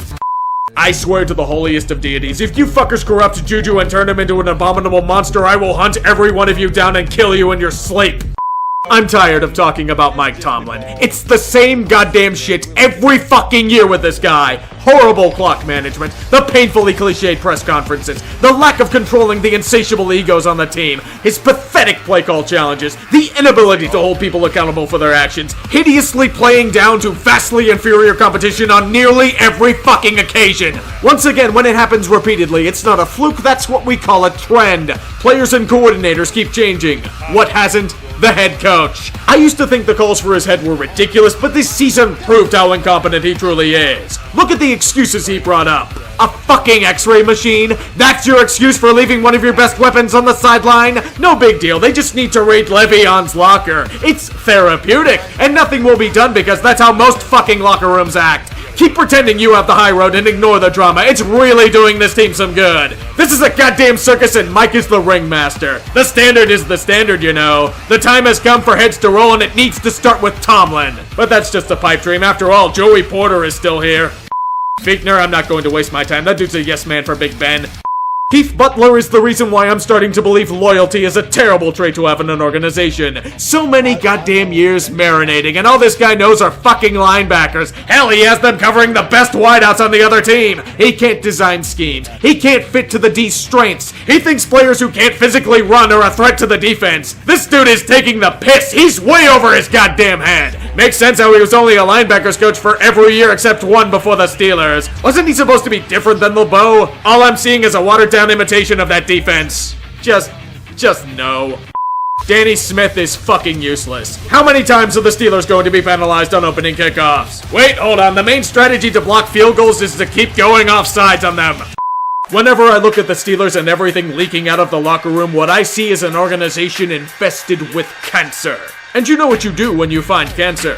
You cut it out. For far too long, they have let cancer become malignant and metastasize throughout its entire mass. It finally caught up to them this year. From going 7-2-1 and a 97% chance at the playoffs to completely missing them is total incompetence. With this level of talent on the roster, 2 of the best receivers in the game, the best offensive line in football, a defensive line full of playmakers, and minimal injuries, and you can't even sniff the postseason? That's catastrophic failure. You just can't keep kicking the can down the road with this kind of team. The way things have been done haven't fucking worked. This extreme situation requires extreme measures. Wholesale purge. Any sort of tumor in this organization needs to go, and now. Tomlin, Feetner, Butler, Danny Smith, Joey Porter, Bud Dupree, fucking Bince, Le'Veon, the cancer known as AB, they all needed to fuck off yesterday. Even Ben needs to be considered for removal. Do you really want that kind of baggage with an aging body? Some healthy tissue is removed so they make sure the cancer is gone. The shit that's being pulled can no longer fucking fly. There's this one word that's paramount. Accountability. It's critical in every other business, and let's face it, the Steelers are a business. A failing one. Even if you think I'm crazy for this, there's no need to worry. Nothing will change. The Steelers will keep course with the same shit next year and the year after that. Artie II will bring in some old faces from the 70s with some thinly veiled speech about family and the Steeler way. Pittsburgh doesn't fire coaches. They retire or have their contracts conveniently expire. After all, they beat New England. That's a sign things are on the up and up. There's only one quote that summarizes this team. Remember, the saddest thing in life is wasted talent. You could have all the talent in the world, but if you don't do the right thing, then nothing happens. But when you do right, guess what? Good things happen. At the end of the day, that's all this team is. A waste. And it will continue in perpetuity at this rate. Nothing has shown me that they want to change. With the actions shown, I see nothing but arrogance and the inability to even take a shred of criticism. What they can't block is that they have no one to blame but themselves for the predicament they're in. They're becoming more and more of a joke as time passes. And it's going to continue because of stubbornness. See you next year. What the hell do you mean we're not done? What the fuck?!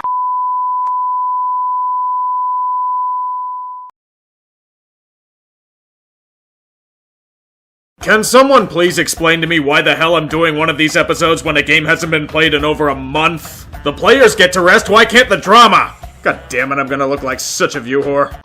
Tonight, on a very special episode of Days of Our Steelers, a silly season of antics and disappointments leads to a barrage of accusations and finger-pointing. When we previously left off, the Diva was under an intense microscope as a supposed knee injury was revealed to be something far more sinister. AB walked out of practice after an apparent argument and didn't return until game day. He had abandoned the team. Despite this, AB still felt entitled to play in that Sunday's game against the Bungles. Even as Brown refused to take a coach-mandated MRI, the Diva came in expecting nothing to occur. He was wrong. Mike Tomlin, angered at his wide receiver's defiance, benched him for his transgressions. If he were to play, it may have caused a mutiny within the locker room, so we're told. It was with this experience boost that the Diva would evolve into the Cancer. To complete his transition, he left the Week 17 game at halftime. It's at this point where months of pent-up emotions and drama finally boiled over and came to a head. A season which some players in the organization likened the team to the Kardashians gave us enough material for ibuprofen to be completely ineffective. Even when the Black and Gold Brigade was out of the playoffs, they were still the center of attention. It turned into an affair of he said, she said shit-slinging that would fit in a high school cafeteria. AB's side of the story paints Captain Fatfuck as a big meanie McPoopy Pants. He states that the leader of men had constantly criticized and berated Antonio in practice and meetings, the cutting blow being at that faithful practice. Ben wanted AB off the field for running the wrong route yet again. Thus, the Diva exploded and walked out. If Ben were to be believed, he wasn't around for Mount Diva's eruption. Part of me feels that pieces of both stories are correct in some way. Freed from the shackles of the team, the Cancer continued his relentless trek of burning the countless bridges of Pittsburgh. I would say call him, but he hasn't returned any messages from his teammates Tomlin or even Art Rooney II. Hell, AB had his agent call Mike Tomlin to say he was going to play against the Bengals. That practice was the final straw for the Cancer. He firmly believes that standards have been slipping throughout the organization, despite him being the one that openly walked out on the Steelers to begin with. With the Black and Gold Brigade attempting to hold him accountable for once, Antonio Brown now begins to flirt with his newest public fling, the San Francisco 49ers. Like the Oregon Trail, AB desires to go west with him, liking photoshops of him in a Niners uniform and cohorting with enemies like George Kittle and Jerry Rice. In fact, the latter states that the Cancer is absolutely dying to be playing in Santa Clara next season. AB allegedly asked for a trade just after the season to further his West Coast agenda, despite Mike Tomlin stating that no request was ever made. The true damning testament of Brown comes digitally. He unfollowed the Steelers on Twitter and Instagram. In millennial terms, these moves have massive implications. Even with his cryptic and rather hypocritical tweets as of late, this is important to note. His new advisors are the likes of Chad Johnson and James Harrison. Harrison, a known critic of Mike Tomlin's coaching, went back to the well to blame him for playing down to the locker room. We're still waiting on that epic interview with AB you teased during Tomlin's press conference. Regardless, it's time for the cancer to go back on the attack. Like him burning defensive backs on deep routes, he burned his supposed critics for his recent behavior. Ryan Clark stated that he knew back when he was a young player that a monster would eventually be unleashed. AB lashes back and calls him an Uncle Tom, because criticizing his character makes you the equivalent of a race traitor. His former offensive coordinator Bruce Arians states more of the same. This wasn't the same AB he had coached. The man had changed. Yes, he did, Bruce. He is now criticizing you publicly on Twitter as well. His former teammate Emmanuel Sanders came to his defense as digital jabs and 280 character blows flung in one of the more embarrassing internet slap fights of our times. In a testament to awful timing, AB participated in a vanity singing show called The Masked Singer. He was the first contestant eliminated. This calls for a reward, purchasing a $2,000 goat ring. At this rate, it may be the only custom ring he will earn. It's with all of this that Art Rooney II made a rather damning statement. He will find it hard to envision AB returning to the team next season. Antonio Brown may have played his final snap with the Black and Gold Brigade. As much as it would suck to lose his talent, they have to do it. The man isn't going to change, and I fear it's only going to get worse as time passes and his skills fade. It will be hard to do since his contract situation is rather rough, but remember, the cancer has to be cleared. Even as you gave AB his final paycheck, they can't let this stand. It will be a pipe dream, though. The Steelers stuck to their traditions by doing next to nothing about the drama-laden mess of a season they had. There were inklings of warnings for next year, but only a few token sacrifices were made. The first being Joey Porter, whom should have been axed after his incident with a bouncer at a Southside bar a few years ago. Even then, he wasn't fired. His contract conveniently expired. Even as some linebackers defend him, I don't know why he was even brought in to begin with.